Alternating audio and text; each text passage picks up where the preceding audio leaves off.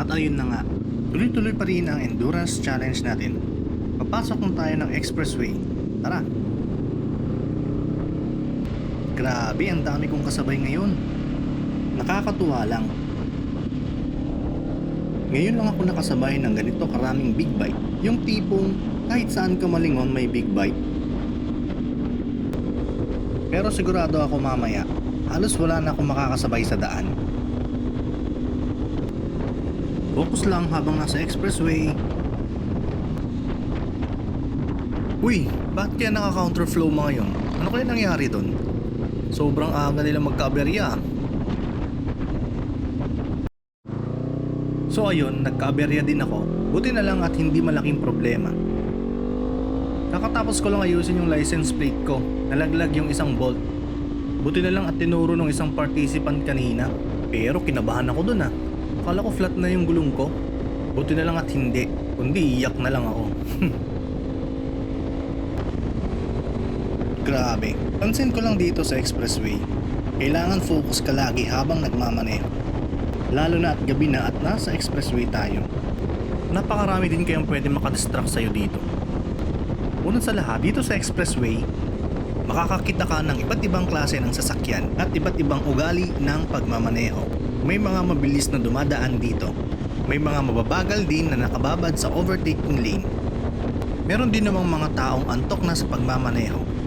Meron ding malalabo ang mata, kaya dapat alerto tayo dito.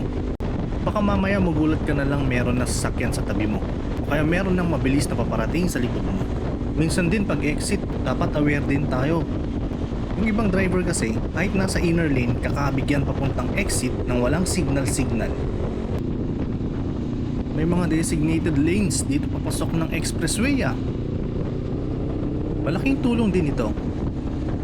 At least kahit papano, nabawasan ng abala sa iba. Okay, balik tayo sa topic. Bukod sa mga sasakyan, dapat aware din tayo sa kalsada.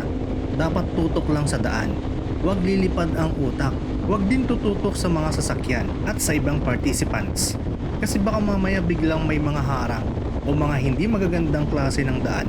At least makakaiwas ka agad kung meron mang nakaharang sa daan.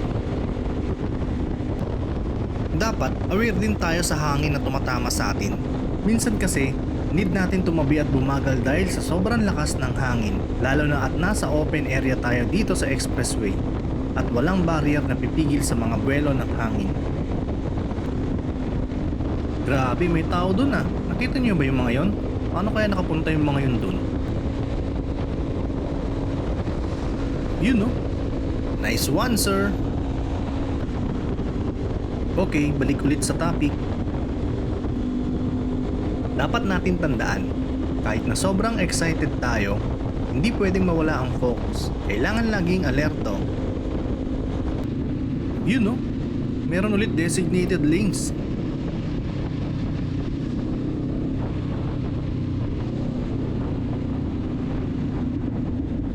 Yun lang. Bye!